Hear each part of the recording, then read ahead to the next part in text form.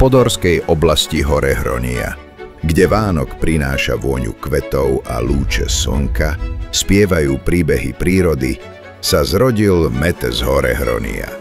Pomocou pilných včielok a lásky k včelám vzniká v rodinnom včelárstve zlatý nektár, ktorý zachytáva esenciu miestnych lúk a lesov.